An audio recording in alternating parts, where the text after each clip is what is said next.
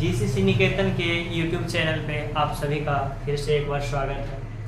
आज हम फिर भारत का परिचय के बारे में बात करेंगे, है ना। भारत की सभ्यता और संस्कृति जो वर्तमान समय में दिखता है, क्या प्राचीन समय से भी भारत इतना संस्कृति रूप से समृद्ध था या फिर वर्तमान समय में इसमें कुछ चेंजेस हुआ है? क्या भारत पर विदेशी आक्रांताओं ने जब आक्रमण किया है तो क्या इसके संस्कृति पर कुछ प्रभाव डाला है, और क्या उसके आक्रमण के कारण भारत के संस्कृति और सभ्यता में कुछ बदलाव हुआ? तो इसके बारे में जानने से पहले हम लोग पहले प्राचीन सभ्यता और संस्कृति के बारे में जानेंगे। क्या भारत की सभ्यता और संस्कृति प्राचीन समय में किस प्रकार के थे। तो भारत जो है कहा जाता है वैश्विक संस्कृति का पालना कहा जाता है भारत को, है ना। विश्व में जितने भी संस्कृति है सबसे समृद्धशाली माना जाता है भारतीय संस्कृति को। प्राचीन समय में भारतीय संस्कृति विश्व में अन्य संस्कृति के हिसाब से काफ़ी सभ्य था। यहाँ का मानव जो है वो काफ़ी सभ्य था।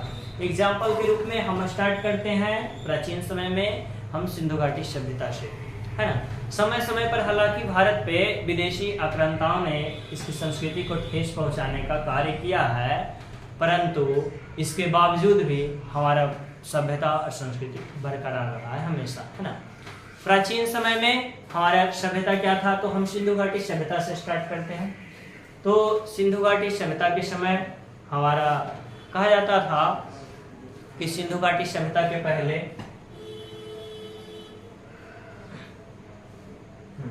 सिंधु घाटी सभ्यता में ये समय है जब भारत में रेल कार्य का निर्माण चल रहा था, है ना। रेल की पटरियां बिछाया जा रहा था। तो घटना है यहाँ पाकिस्तान के क्षेत्र की हड़प्पा नामक जगह पर हुआ क्या, सड़क भरने के लिए चाहिए था मिट्टी और ईंट, और पुराने ईंट वहाँ मिल गया हड़प्पा जगह से, और वहाँ से उठा करके ईंट को ले जा करके वो रेल लाइन बिछाने को लेकर के वहाँ मिट्टी को भरा जा रहा था। अचानक उस मिट्टी में दबा हुआ एक सिक्का पर नजर पड़ा, है ना। एक सिक्का पर नजर पड़ता है और वो देखा जाता है कि सिक्का जो है अभी वर्तमान समय से काफी भिन्न है। वो तो लगेगा ही, वर्तमान समय से भिन्न। तो जब वो भिन्न लगता है तो उस पर रिसर्च किया जाता है। जो क्षेत्र से मिट्टी लाया जा रहा था वहाँ जब देखा जाता है, जब वहाँ की खुदाई किया जाता है तो पता चलता है कि एक प्राचीन विकसित सभ्यता यहाँ कभी आज से कुछ समय पहले यहाँ मौजूद थी। अब चूंकि ये क्षेत्र जो है वो सिंधु घाटी, सिंधु और उसके आसपास के क्षेत्र में मिली थी, इस कारण इसको सिंधु घाटी सभ्यता नाम दे दिया। अब इसमें कांसे की वस्तु सबसे ज्यादा प्राप्त हुई है। कांसे की मूर्ति मिली है, कांसे का इक्का मिला है, कांसे का सिक्का मिला है ना। मूर्ति ढेर सारा मिला है, कांसे का बर्तन मिला है। तो इस कारण इसको कांस्ययुगीन सभ्यता भी बोल दिया जाता है, सिंधु घाटी सभ्यता। सबसे पहले हड़प्पा भी मिला था तो इसको हड़प्पा सभ्यता बोला। हम बात करते हैं भारतीय विरासत की, है ना, कि भारत का विरासत कितना समृद्ध था उसके बारे में हम बात करेंगे। तो यूरोपियंस एक था जेम्स मिल, वो बोलता था कि भारत का जो सभ्यता जो है वो यूरोप से विकसित नहीं है, यूरोप से काफ़ी भिन्न है, यूरोप से अनडेवलप है। कहता है कि जब ब्रिटिश आया था भारत को सभ्य बनाने के लिए, उससे पहले भारत के लोग जो है वो धर्म को लेकर के एक दूसरे से लड़ते रहते थे, झगड़ते रहते थे। तो क्या ये बात सही है? तो हम बात करते हैं सिंधु घाटी सभ्यता का फिर से एक बार थोड़ा सा। तो सिंधु घाटी सभ्यता में एक सुविकसित नगर नियोजन सभ्यता मिलता है। नगर नियोजन क्या होता है, मतलब आमतौर पर जो सिंधु घाटी सभ्यता के समकालीन सभ्यता थी, जैसे मिस्र की सभ्यता, ये यूनान की सभ्यता, ये चीन की सभ्यता, ये सब जो सभ्यता थी वो ग्रामीण सभ्यता थी, परंतु सिंधु घाटी सभ्यता एक नगरीय सभ्यता थी। तो अंग्रेज के बाद यहाँ खंडन होता है और भारत की समृद्धि यहाँ दिखती है कि भारत जो है वो प्राचीन समय में काफी समृद्ध था।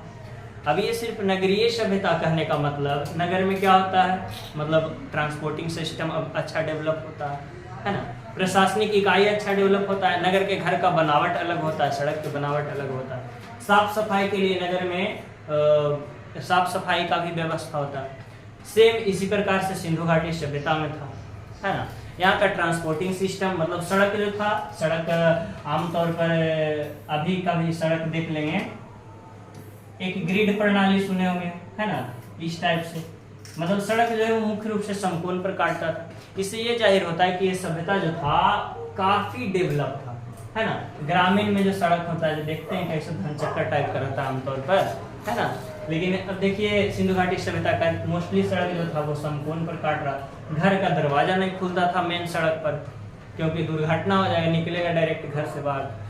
तो ये विकसित था, है ना, मतलब हमारा सभ्यता प्राचीन समय से विकसित था। और भी जानेंगे, देखिए इसके बारे में और कुछ जानकारियां प्राप्त करते हैं। ये तो था सड़क की बनावट, है ना। घर की बनावट की बात करेंगे तो घर भी कहीं कहीं 2 मंजिला इमारत था, 2 से 4 कमरे का घर था, उसमें कुआं की व्यवस्था था, न निकालने के लिए पानी निकालने का भी व्यवस्था। तो इस प्रकार का विकसित सभ्यता था। अब ये तो हो गया नगर की बात। उसके अलावा क्या यहाँ के लोगों का जीवन कैसा था, मतलब रहते कैसे थे। तो जैसे कपड़ा यहाँ से प्राप्त हुआ, मूर्ति और मूर्ति के ऊपर पहने हुए कपड़ा के पहनावा से पता चलता है कि जैसे अब जिस प्रकार से वो सभ्यता रहेगा उसी प्रकार से मूर्ति का डिजाइन किया जाएगा। जैसे कपड़ा लोग पहनेंगे उसी प्रकार से मूर्ति को कपड़ा पहनाया जाएगा। बच्चा में गुड्डा गुडिया का खेल भी देखे होंगे, है ना, उसमें जैसे बच्चा महिलाएं पहनती कपड़ा उस प्रकार से पहनाया जाता है। तो आमतौर पर अनुमान लगाया जाता है कि जैसा कपड़े की बनावट मिलती सिंधु घाटी सभ्यता में, तो यहाँ पहनावा ओढ़ावा भी अच्छा होगा। अब देखिए कुछ कुछ यहाँ दिया हुआ है, जैसे देखिए ये एक फोटो है सिंधु घाटी सभ्यता के नगर का, जिसमें नल जल निकास प्रणाली के बारे में ये नाली दिया हुआ होगा, है ना। इधर देखिए कमरा है, कमरा बना हुआ, ये देखिए स्नानागार है ना। और उसके बाद कुछ मूर्ति प्राप्त हुए हैं, पहनने वाला देखिए गहना जेवर वगैरह, कुछ खिलौना है, मिट्टी का खिलौना। तो ये सब बताता है कि वो जो सभ्यता जो था वो प्राचीन समय वाला सिंधु घाटी सभ्यता वो काफी विकसित था, हमारा विरासत। अब धार्मिक जीवन भी यहाँ मातृ प्रकृति की पूजा करते थे जनरली लोग, है ना। मातृ देवी मतलब जमीन को हम लोग देवी मानते थे, उर्वरा की भूमि मानते थे, क्योंकि एक मूर्ति से एक सिक्के पर एक स्त्री के गर्भ से निकलते हुए पौधे का चित्र है। ये क्या दर्शाता है कि हम लोग जो है वो जमीन को जो है उर्वरा की देवी मानते थे, उसी को पूजा करते थे। कुछ वृक्ष तक ताबीज भी मिलते, मतलब तंत्र मंत्र में भी विश्वास करते हैं। तो प्राचीन समय से उसके साथ साथ पशुपतिनाथ की मूर्ति मिलती है ना। और हम लोग देखिए एक सिंह वाले गैंडा, बैल, ये सब का पूजा करते थे। तो प्राचीन समय से ही मतलब सिंधु घाटी सभ्यता जो थी वो एक विकसित सभ्यता थी, है ना। हमारा प्राचीन भारत जो है वो विकसित था। अब देखिए थोड़ा सा और आगे बढ़ते हैं, अब बढ़ते हैं ऋग वैदिक काल की तरफ। यहाँ से कुछ जानकारियां प्राप्त करते हैं क्या ऋग वैदिक काल में सभ्यता और समाज कैसा था। देखिए वैदिक पीरियड में जब वेद की रचना हुई थी ना, उस समय जिस समय वेद की रचना हुई थी उसको वैदिक काल कर दिया गया। ऋग्वेद की रचना हुई तो ऋग वैदिक काल कहा गया। और ऋग्वेद के बाद ये 3 वेद, अथर्ववेद, यजुर्वेद और सामवेद की रचना हुई, उसके समय को उत्तर वैदिक काल कहा गया, है ना। तो वैदिक काल के बारे में अगर वेद के बारे में थोड़ा सा जानकारियां प्राप्त होगा तो पता होगा कि वेद जो है, वेद पर आज के समय में भी रिसर्च चलते रहता है, वर्तमान समय में भी, है ना। तो ये वैदिक सभ्यता जो है वो भी समृद्ध था हमारा, हालांकि ग्रामीण सभ्यता था, लेकिन प्रशासनिक व्यवस्था काफी सुसंगठित था, क्योंकि इसमें सभा और समिति टाइप का कुछ बात का चर्चा रहता है। सभा समिति एक कार्यकारी इकाई होती है, जिस तरीके से आज लोकसभा, राज्यसभा, प्रधानमंत्री और राष्ट्रपति पर अंकुश लगाने के लिए कार्यकारी इकाई होती है, उसी प्रकार की। मतलब हमारा प्राचीन समाज यानी कि वैदिक ऋग्वैदिक भी काफी डेवलप, है ना। अब डेवलप होगा ना, उस समय कुछ देखिए वेद जैसे ऋग्वेद, यजुर्वेद, अथर्ववेद, सामवेद, है ना। वेद, ब्राह्मण, अरण्यक, उपनिषद, वेदांत, धर्मशास्त्र और महाकाव्य, इतना सारा की रचना हुआ, है ना। और ये सब तो ज्ञान का महासागर है। तो फिर यूरोपियंस जो है, यूरोपियंस के बाद का खंडन यहाँ भी होता है कि हमारा प्राचीन सभ्यता जो है वो विकसित नहीं था। यहाँ से भी पता चलता है कि हमारा सभ्यता अभी से कहीं ज्यादा नहीं होगा। अभी तो भाई साइंस और टेक्नोलॉजी का जमाना आ गया, तो अभी तो कुछ भी बहुत कुछ संभव है उस समय, लेकिन फिर भी तत्कालीन सभ्यता से काफी डेवलप था। ठीक है, तो आगे बढ़ते हैं। एक वैदिक समाज भी जो था वो काफी डेवलप था। जिस समय यूरोप जो है वो यूरोप के लोग जो है वो आंखें तक की जिंदगी जी रहे थे, मतलब खाना बदोश जिंदगी जी रहे थे, उस समय भारत में इतनी बड़ी सभ्यता का विकास हो रहा है, सिंधु घाटी सभ्यता और वैदिक सभ्यता जैसी। फिर भी ब्रिटिश कहता है कि तुम लोग को हम सिखाने आए हैं, है ना। उसके बाद देखिए बात करते हैं महाजनपद काल के, है ना। महाजनपद काल आता है। महाजनपद काल से पहले, महाजनपद काल के दौरान ही 2 धर्म का उदय होता है, मतलब प्राचीन समय में धार्मिक सुधार आंदोलन भी हुआ है हमारे, है ना। तो हम लोग इससे भी पता चलता है कि हमारा सभ्यता जो था वो प्राचीन समय में काफी समृद्ध था। देखिए, धार्मिक सुधार आंदोलन में बौद्ध और जैन को ज्यादा लोग प्रचलित धर्म होता है, हालांकि और भी रहता है, वैष्णव संप्रदाय रहता है, लिंगायत संप्रदाय रहता है ना, और भी भागवत संप्रदाय रहता है, और भी ढेर सारा है। लेकिन ये दोनों का इम्पोर्टेंस ज़्यादा है क्योंकि ये दोनों ज़्यादा प्रचारित होता है मौर्य, खास करके मगध साम्राज्य के दौरान। ये बौद्ध धर्म का संस्थापक गौतम बुद्ध रहते हैं और महावीर रहते हैं जैन धर्म का संस्थापक। ये उस समय दो धर्म की उत्पत्ति होती है जब एक भाई राजगद्दी के लिए दूसरे भाई की हत्या कर रहा था, है ना। एक क्षेत्र दूसरे क्षेत्र पर कब्जा करने के लिए रक्तपात मचा रहा था और चारों तरफ खून का सैलाब बहा रहा था। उस समय दो महापुरुष का जन्म होता है और शांति का पाठ भारत ही नहीं पूरे विश्व को देते हैं, है ना। इसका बौद्ध धर्म का प्रचार पूर्वोत्तर के देश में ज्यादा होता है, जैसे चाइना हो गया, है ना, हिंद चीन, लाओस, कंबोडिया, वियतनाम, म्यांमार हो गया, जापान हो गया, कोरिया, इस सब में, है ना।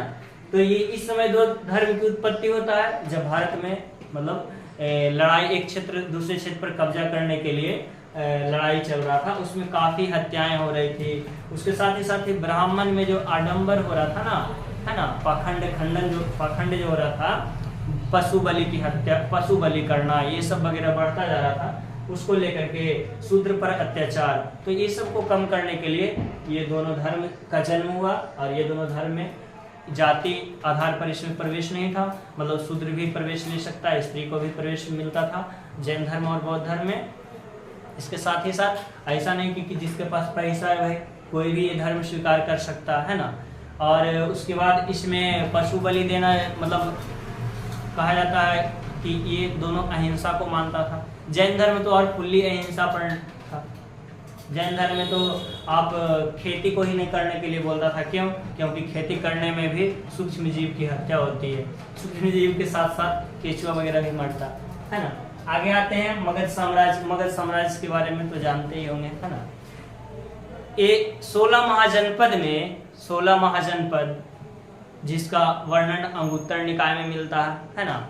बौद्ध धर्म का अंगुत्तर निकाय, महावंश, दीपवंश, ढेर सारा, है ना। जैन धर्म का अंगुत्तर निकाय है, सॉरी। तो ये सब में मिलता है महाजनपद का वर्णन। 16 महाजनपद में सबसे शक्तिशाली महाजनपद हुआ मगध। मगध क्यों शक्तिशाली महाजनपद हुआ? क्योंकि इसको प्राकृतिक सुरक्षा प्राप्त था, ये राजगीर की, और पाटलिपुत्रा को भी प्राकृतिक सुरक्षा कैसे प्राप्त था? दोनों। राजगीर 5 पहाड़ियों के बीच में इसकी राजधानी थी, और पाटलिपुत्र जो था वो 3 नदियों के संगम पर स्थित था। 3 तरफ से, एक तरफ से गंगा थी, एक तरफ से सोन थी, और एक तरफ से पुनपुन नदी, यानी कि दोनों को प्राकृतिक सुरक्षा प्राप्त था, ये कह सकते हैं। तीसरा बात ये था कि यहाँ के राजा जो थे वो काफी शक्तिशाली राजा का जन्म हुआ, है ना, जो भारत ही नहीं पूरे विश्व में अपना छाप छोड़े थे। प्राचीन समय में, यानी कि मगध साम्राज्य के समय में हमारा देश उस समय तत्कालीन विश्व में काफी समृद्ध था। अब वो सैन्य शक्ति को लेकर के भी और पैसा के क्षेत्र में भी, दोनों में विकसित था। पूरा यूरोपियंस की नजर हमारे देश पर टिका हुआ था। क्यों यूरोपियंस की नजर टिका हुआ था? कहा जाता है कि पूरा रोम का सोना खाली हो गया था भारत में। कैसे खाली हो गया था? होता क्या था, एक गाना सुने होंगे, मेरे देश की धरती सोना उगले उगले हीरा मोती, है ना। तो कोई भी धरती सोना तो नहीं उगलती है, लेकिन हमारे देश की जमीन जो है उपजाऊ इतनी थी कि सोना रूपी ज्वार, बाजरा, गेहूं, मक्का, धान, ये सब की उत्पादन होता था। उसके साथ ही साथ मसाले का उत्पादन होता था। यूरोप में मसाला की डिमांड बहुत ज्यादा था, यहाँ से ले जाता था मसाला, तो हम लोग हर साल उत्पादन कर लेते थे। उसके बदले में पहले अभी जैसा डॉलर नहीं लेते थे, पहले मुद्रा के रूप में सोने का मुद्रा लिया जाता था, चांदी का मुद्रा लिया जाता था, हीरा, तो ये सब में व्यापार होता था। तो जितना भी यूरोप का जितना भी सोना था, कहा जाता है कि सब भारत में आकर के जमा हो गया था। तो मगध के खास करके घनानंद के टाइम में कहा जाता है भारत इतना समृद्धशाली था कि यहाँ का वेतन, एक नौकरशाह का वेतन इतना था कि यूरोप के देशों में उतना शासक का उतना आमदनी नहीं था। चलिए हम आते हैं मगध साम्राज्य में, हम थोड़ा सा बात करेंगे, ज्यादा नहीं। हर्यक वंश में शासक आते हैं बिंबिसार सबसे पहले, है ना। उसके बाद अजातशत्रु, उदयन पाटलिपुत्र का संस्थापक रहता है, इस कारण उसको जानते हैं। हालांकि ये तीनों ने अपने क्षेत्र का विस्तार किया, लेकिन अभी भारत का सर्वाधिक विस्तार होगा आगे और भी, है ना। यानी कि क्षेत्र का विस्तार सबसे पहले बिंबिसार करता है, वैवाहिक संबंध स्थापित करके। अजातशत्रु करता है, वो लड़ाई का मोर्चा खोल देता है। उदयन राज्य का विस्तार उतना नहीं कर पाता है। उसके बाद उदयन के बाद शिशुनाग वंश आता है ना, वो पाटलिपुत्र गंगा और सोन के किनारे संस्थापना करता है पाटलिपुत्र का। शिशुनाग आता है, शिशुनाग के बाद शिशुनाग उज्जैन को जीतता है, उज्जैन से मित्रता रहता है इसको, बिंबिसार को, इस कारण वो उसको जीतता नहीं। और अजातशत्रु के समय उज्जैन जो है वो काफी शक्तिशाली था, इस कारण उसको नहीं जीत पाता। तो शिशुनाग का एक उपलब्धि होता है कि उज्जैन को वो जीतता है, साउथ वाला क्षेत्र। अब देखिए शिशुनाग का एक शासक आता है कालाशोक। पहले राजधानी राजगीर से पाटलिपुत्र लाया उदयन संस्थापना करके, फिर शिशुनाग यहाँ से लेके चला गया वैशाली राजधानी गंगा के उस पार, है ना। उसके बाद एक शासक आएगा कालाशोक, जो उस पार से फिर पाटलिपुत्र लेकर के चलाएगा राजधानी, है ना। कालाशोक के कहा जाता है कि इसका एक अमात्य था, उसका नाम था महापद्म नंद, है ना।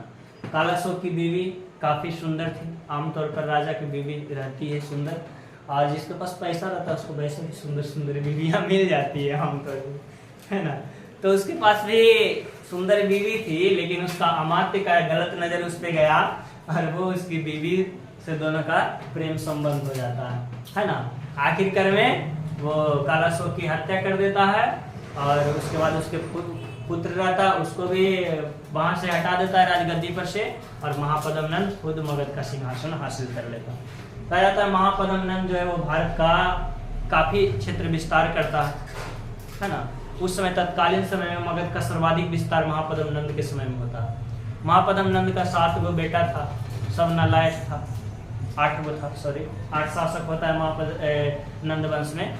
उसमें से अंतिम आता है घनानंद। घनानंद के समय में हमारा देश काफी समृद्धशाली था। इसी के समय में सिकंदर विदेशी आक्रमण आता है भारत, है ना। विदेशी आक्रमण आएगा भारत में, घनानंद के समय में विदेशी आक्रमण आता है भारत में। सिकंदर जो व्यास नदी को पार नहीं करता है और व्यास नदी से उस पर वहीं से वापस चला जाता है। इसके उस समय घनानंद की समृद्धि और इसकी सैन्य शक्ति देख करके सिकंदर की सेना को हिम्मत नहीं हुआ कि हम व्यास नदी को पार करके हम घनानंद से जाकर के युद्ध लड़े, है ना। दूसरी बात ये था कि ये सिकंदर का सेना जो था वो काफी समय से युद्ध लड़ रहा था।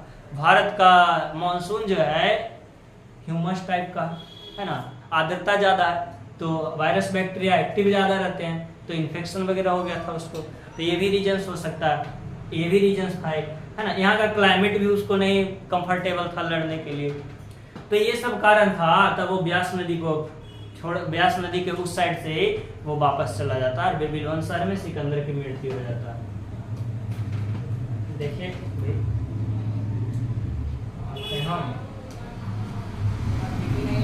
उसके बाद मगध का एक शासक घनानंद को हटा करके चंद्रगुप्त मौर्य यहाँ का शासक बनता है। चंद्रगुप्त मौर्य के समय में भारत का विस्तार जो है, भारत ही नहीं अभी बांग्लादेश, वर्तमान समय में भूटान, नेपाल, अफगानिस्तान, पाकिस्तान, ईरान का दक्षिण पश्चिम क्षेत्र, इतना सारा क्षेत्र सब भारत का हो जाता है। देखिए यहाँ एक फोटो लगा हुआ है यहाँ इसका, है ना। इतना क्षेत्र किसके कब्जा में रहता है? मौर्य डायनेस्टी के कब्जा में रहता है ना। तो ये देखिए, अब उसके बाद एक आता है चंद्रगुप्त मौर्य। चंद्रगुप्त मौर्य देखिए सिकंदर का एक सेनापति था सेलुकस निकेटर, है ना। जब सिकंदर नहीं जीतता है, लड़ता ही नहीं है घनानंद से, तो उसका जो मंत्री रहता है, अमात्य जो रहता है, वो सोचता है हम एक बार दो हाथ करके देखते हैं। उसमें मगध के सिंहासन पर चंद्रगुप्त मौर्य रहता। जब चंद्रगुप्त मौर्य से लड़ाई करता है तो वो लड़ाई में हार जाता है सिकंदर का सेनापति, है ना, सेलुकस निकेटर। अब लड़ाई में हार जाता है तो बदले में अपनी बेटी का हेलेना का शादी कर देता है चंद्रगुप्त मौर्य से, और बदले में दहेज के रूप में दे देगा वही अफगानिस्तान, काबुल, कंधार, हेरात और मकरान वाला क्षेत्र, है ना। तो भारत का विस्तार जो है वो काफी हो जाता है।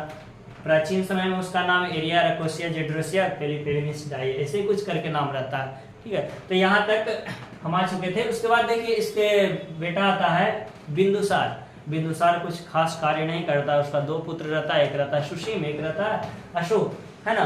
तो सुसीम विद्रोह होता है तक्षशिला में, वहां भेजता है दबाने के लिए सुसीम को, बड़े पुत्र को। उससे नहीं होता है तो अशोक को भेजता है। अशोक जो है वो तलवार की नीति का पालन ज्यादा करता था, वो उसका तलवार जुबान से ज्यादा चलता था अशोक का। तो आमतौर पर अपना ताकत के बदौलत वो विद्रोह को दबाने में सफल हो जाता था, है ना। तो तक्षशिला में विद्रोह दबाया, उसके बाद उज्जैन में भी विद्रोह हुआ, वहां भी दबाया। अशोक 2 जगह का गवर्नर रहा। उसके बाद सुसीम को उत्तराधिकारी घोषित कर देता है बिंदुसार, लेकिन अशोक को यह बात पसंद नहीं आता है। अतः अशोक जो है वो उसको अपने भाई की हत्या करके और मगध के सिंहासन हासिल कर लेता है। और उसके बाद अशोक के समय में भारत का विस्तार और अधिक हो जाता है।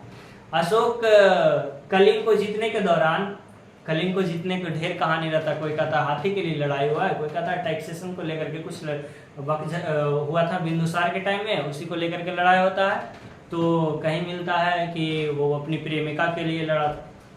तो इसका एग्जैक्ट जानकारी नहीं है, लेकिन इतना पर्याप्त है कि अशोक कलिंग पर आक्रमण किया और वहां के वो जो लड़ाई हुआ तो हत्याएं होती है लड़ाई में। आमतौर पर सैनिक मारे जाते हैं, बच्चे बूढ़े और अनाथ हो जाते हैं। और बड़े मात्रा में जब नरसंहार देखा तो इसका हृदय द्रवित हो उठा और ये लड़ाई को छोड़ करके क्या करता है, अशोक धम्म नीति का पालन करता और बौद्ध धर्म अपना लेता है ना।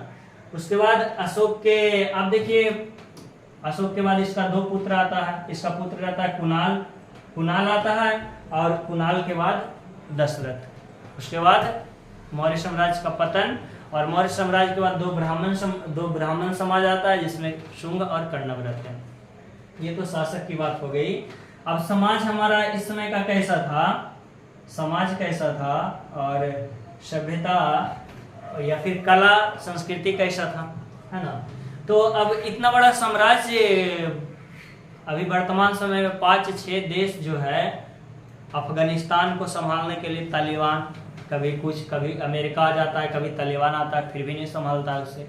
हाँ, वो काम करके दिखाया था अशोक, पूरा एक नहीं, भारत, बांग्लादेश, भूटान, नेपाल, पाकिस्तान, अफगानिस्तान और ईरान के क्षेत्र को, इतना देश को संभाला था, है ना। तो कुछ तो खास होगा, प्रशासनिक व्यवस्था कुछ अच्छा होगा ही, है ना। 6 इकाइयां था इसका प्रशासनिक व्यवस्था की, 6 इकाइयां, और प्रत्येक इकाई में 5-5 गो सदस्य होते थे, है ना। थल सेना, स्थल सेना, जल सेना, तीनों सेना था इसके पास। रसद पहुंचाने का सेना था, हाथी सेना था, है ना। थल सेना में हाथी, रथ, घोड़ा और पैदल सैनिक, इतना थे। तो अब इसका सेना का इस प्रकार का गठन था, तभी तो ये इतना बड़ा क्षेत्र पर कब्जा कर पाया। उसके साथ ही साथ इस समय के रहन सहन कैसे थे, तो कहा जाता है कि राजा जो आता थे, मतलब चंद्रगुप्त मौर्य, अशोका के टाइम में जो राजा जो आते थे, उसके आसपास के अंगरक्षक होते थे, वो नंगी तलवार लेकर के खड़ी रहते थे आमतौर। और उनके कहा जाता है कि तोता होता था, तोता ट्रेंड तोता रहता था, आसपास घूमते रहता था उस क्षेत्र में, जब राजा जनता से मिलने के लिए आते थे। तो अभी इससे इतना तो पता चल रहा है कि समाज आखिर कुछ डेवलप होगा, विकसित होगा, तभी तो इस प्रकार का व्यवस्था है वहां का, है ना। प्रशासनिक व्यवस्था, और वहाँ टैक्सेशन व्यवस्था जो है भूमि को नाप करके लिया जाता था, बारिश के आधार पर लिया जाता था। कहा जाता है कहानी में कि चाणक्य के घर में जब एक विदेशी यूनानी आता है तो जाते हैं तो उनके घर में एक मटका रहता है, मटका में पानी रहता है, तो पूछते हैं पानी ये कौन सा पानी है, तो बोलते हैं मतलब ये पानी, उनको लगता है पीने के लिए पानी है, लेकिन बोलते नहीं ये पीने के लिए नहीं, बारिश हुआ है वो पानी हम घड़ा में रख रहे हैं। अब घड़ा में क्यों रख रहे हैं पानी, तो पता चलेगा कि बारिश, जब घड़ा में पानी ज्यादा रहेगा इसका मतलब बारिश ज्यादा हुआ, बारिश होता था वो कलेक्ट करते थे और पानी ला करके घड़ा में रखते थे। और ज्यादा बारिश होगा तो फसल अच्छा होगा, उस आधार पर टैक्स का निर्धारण करेंगे, है ना। तो कहने का मतलब ये है कि काफी टैक्सेशन व्यवस्था भी अच्छा था। कला संस्कृति अभी राष्ट्रीय चिन्ह के रूप में यूज करते हैं हम लोग अशोक स्तंभ का, वो भी काफी डेवलप था। वो भी एक पत्थर के तराश करके बनाया हुआ था। प्राचीन समय में इतना विकसित कला हमारे देश में विकसित था। जिस समय यूरोप जो है, यूरोप में लोग ऐसे ही घूमा फिरते थे। आगे बढ़ते हैं, देखिए यक्षिणी की मूर्ति भी प्राप्त हुआ है दीदारगंज से, और यक्षिणी की मूर्ति पर देखिए कपड़ा कितना अच्छा से इसको पहनाया हुआ, मतलब रहन सहन भी अच्छा था उस समय का, है ना। और बाकी कुछ साहित्य भी प्राप्त हुए, किताब वगैरह है, चाणक्य का अर्थशास्त्र है, कौटिल्य का, है ना। फिर इंडिका है, मेगास्थनीज का इंडिका है, उसमें प्रशासनिक व्यवस्था के साथ साथ नगर में लोग कैसे रहते थे इसके बारे में भी जानकारी मिलता था। उसके बाद देखिए इस समय स्तूप का निर्माण हुआ था, बौद्ध धर्म के मतलब बुद्ध के अवशेष पर बना हुआ उनका स्तूप बनाया गया था। बुद्ध के अवशेष पर 8 स्तूप मुख्य रूप से था, ऐसे बाद में तो ढेर सारा स्तूप बनाया गया था, लेकिन मुख्य स्तूप जो था वो बुद्ध के शरीर के अवशेष पर 8 स्तूप था। तो ये कला डेवलप था। उसके साथ ही साथ शिलालेख भी था, है ना। शिलालेख भी प्राचीन समय में मतलब राजा का आदेश लिखा जाता था, पत्थरों पर आदेश लिखा जाता था। क्यों? क्योंकि जनता के सामने बोल करके कहना, कोई वहां अवेलेबल रहे ना रहे, पत्थर पर लिखा हुआ रहेगा तो कोई भी आकर के पढ़ लेगा कभी भी, मतलब हमारा समाज उस समय था। और ये पत्थर का शिलालेख जो है ये भारत ही नहीं, अफगानिस्तान, पाकिस्तान, ये सब क्षेत्र में भी मिले हैं शिलालेख। तो राजा अपना आदेश जब जारी करता था तो ऐसा पत्थरों पर लिख करके सब जगह भेजवा देता होगा, वहां लगा दिया जाता होगा, तो हमारा प्रशासनिक व्यवस्था सुसंगठित होगा तभी ना। हम अगर यूरोपियंस हम लोग पर लगाता है आरोप कि तुम्हारा संस्कृति जो है वो समृद्ध नहीं था, या फिर संस्कृति जो है हम लोग से कम डेवलप है, यूरोपियंस ज्यादा सभ्य है, तो अगर हमारा संस्कृति सभ्य नहीं होता, हमको तो इतना बड़ा प्रशासन कैसे संभालता, है ना। तो कहीं ना कहीं सवाल उठता है इस पे। चलिए आगे बढ़ते हैं। उसके बाद देखिए कुछ अभिलेख भी मिले हैं, इसके अलावा और भी बहुत सारा स्तंभ मिले हैं, किसी पर सिंह है। इसके साथ ही साथ धार्मिक सहिष्णुता भी अशोक के बारे में जानते हैं, इसका शिलालेख दिया हुआ है कंटिन्यू, 13 शिलालेख है इसमें धार्मिक सहिष्णुता के बारे में। और मनुष्य ही नहीं, पशु के बारे में भी, पशु का अस्पताल का भी वर्णन 13 में है। अब देखिए प्राचीन काल में कुछ विद्वान थे, है ना।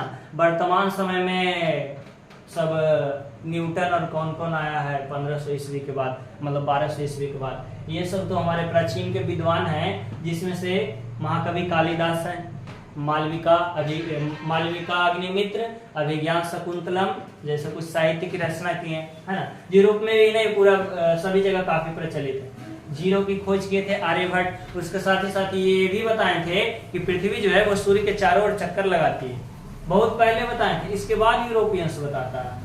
हमारे महर्षि पतंजलि थे, है ना।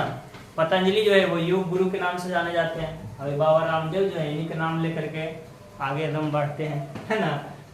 उनके साथ हैं और चरक हैं, चरक, महर्षि चरक जो है वो आयुर्वेद विज्ञान के ज्ञाता माने जाते थे प्राचीन समय में। इनका किताब भी, सबका किताब है, चरक संहिता है। चाणक्य के बारे में कौन नहीं जानता है, चंद्रगुप्त मौर्य को मगध के सिंहासन प्राप्त करने में मदद किए थे। चाणक्य नीति का एक से एक बुक अभी भी मिलता है। मनुस्मृति जो मनु ऋषि के द्वारा लिखा गया था, सबसे पुरानी विधि की किताब है।